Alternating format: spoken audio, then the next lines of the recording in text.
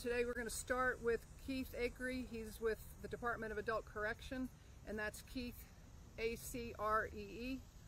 He'll be followed by Kirby Saunders, S-A-U-N-D-E-R-S, Orange County Emergency Services Director, and then Orange County Sheriff Charles Blackwood, both standard spellings, will also be here for any questions. Thanks again for being here. Good morning, everyone. I'm Keith Acree, Communications Director for the Department of Adult Correction.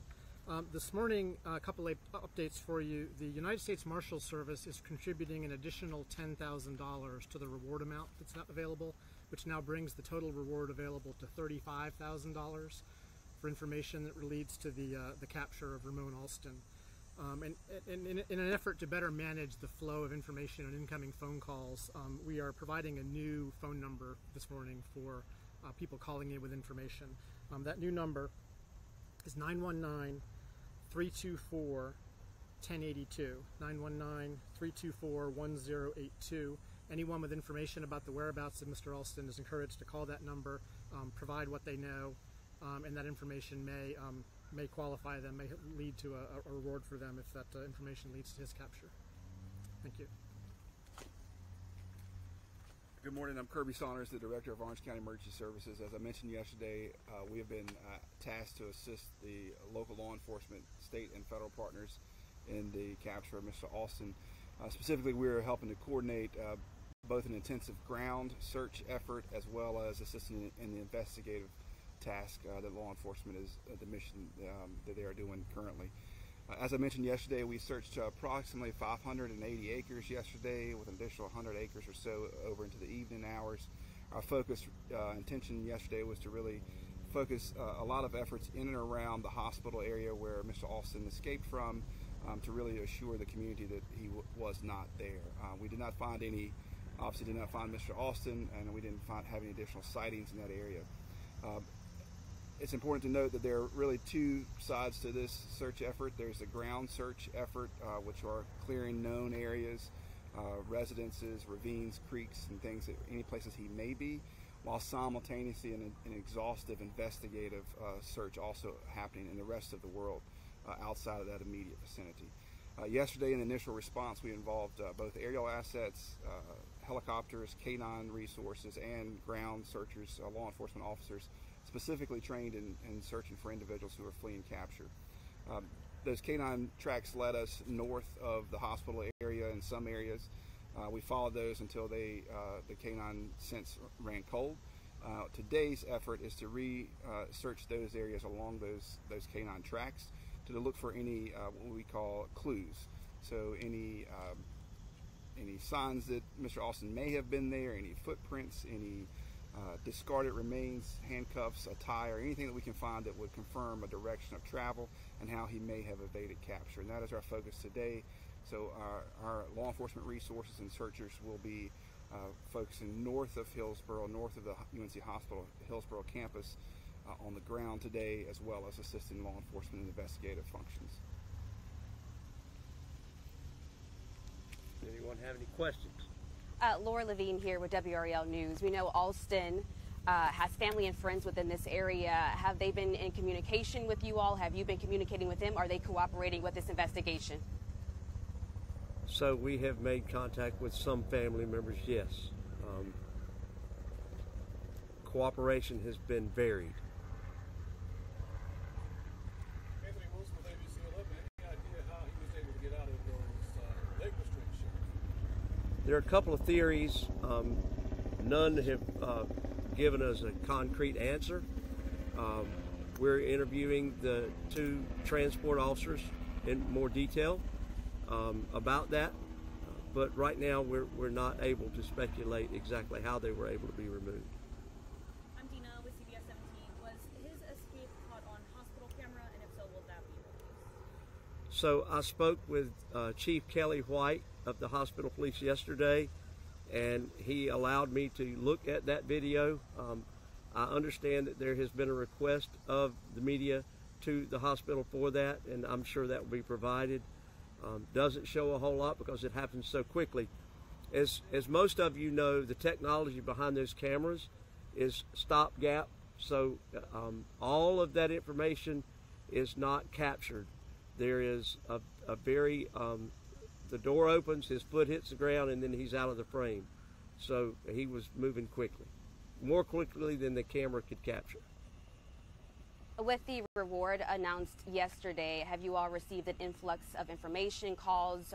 If so, do you have an estimate on how many tips? I don't have an estimate. I can tell you that throughout the night, on up to 3 o'clock this morning, I was getting calls on my cell phone. None of them, to be honest with you, a lot of them were people that were just playing games with the phone numbers. And we expect that. We know that's going to happen. No concrete leads at this time. Again, $35,000 is a lot of money. Somebody knows out there that this was planned, and they know who's involved in it, and we hope that motivates them to do the right thing and let us know so that we can bring this to a successful conclusion and a just conclusion. With that in mind, Sheriff, do you have any reason to believe that he may have changed his appearance or the clothing he was wearing when last seen? Anthony, that's quite possible. And I'm glad you brought that up because that's on my notes to address today. There have been some questions about what he looked like because there's so many different photographs of him. The reason there are a lot of photographs, and I understand that the Department of Corrections takes pictures of them frequently. I did not realize he had dreadlocks until yesterday when I saw that first picture. It's my understanding that when he ran, he was in dreadlocks and he had those tied back. It's quite likely and probable that he's cut those, but we don't know that. We can't say that with any degree of certainty. So I would ask the public to concentrate on the photograph of his face and all the iterations of his hair so that if they see him and it has changed, they'll know that it's him. Any distinguishing marks, tattoos that might also look? He has a very distinguishing mark tattoo on his chest, and it is the word flame, which is, I'm told, a nickname, and it's done in dots. And right in the center of that word flame is a star. Other than that, I think there's a tattoo on his right arm, niece, the word niece on his right arm. Other than that, I'm not familiar with any other tattoos, scars. Senator Hilberg with Spectrum News, are you able to give us a timeline of when they left the jail, when they made it to the hospital, and when he actually escaped, and when the actual... So the timeline I can give you is that he arrived, or the escape happened at 7:01 a.m. As for when he left, we're going to be back here today at 4 for our next press briefing, and unless something happens before then, and I'll have a more detailed timeline by then about, and I just wasn't prepared for that question, I apologize, for when they left, when they arrived, so forth. You said that you're talking to the two transport officers. Has anybody been put on suspension or any sort of... No, ma'am. We're offering them support. One more question, Sheriff. As you mentioned, the calls and tips that were coming in, obviously media getting them as well. We received a few that he possibly was spotted in the Timberlake area. Any belief or any substance to the fact that he could have been traveling in that direction? So I'll say this. Since he left the hospital, everything indicates a northern push. We received a call last night that he was at Big Lots in Durham. We received another call that might suggest that he was in another area in Durham. There was some discussion about him being in another part of the state. I cannot put any degree of certainty with any of those. We do have a team that's going to some of these locations to look at cameras there, and I want to really emphasize cameras. Our neighborhoods are riddled with Ring cameras. And I just want to, plead to the public, if you're in that area of interest, it's Hillsborough, especially around the hospital in these neighborhoods, please check your Ring cams.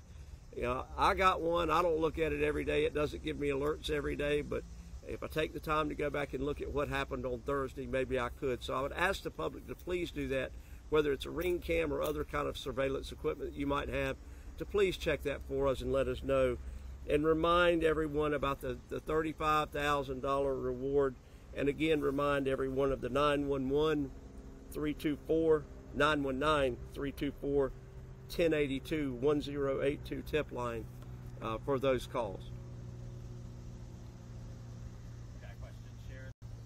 Again, a lot of folks locally will remember Ramone Alston's name from the shooting in 2015. What did you learn from talking to law enforcement partners about what type of person you are searching for? I went to high school with his father. I went to all school with his father, first through. And I've known Ramone since he was born. He was a troubled child, and he's been involved in criminal activity since he was a juvenile. He's extremely cagey, he's extremely dangerous, and he has nothing to lose.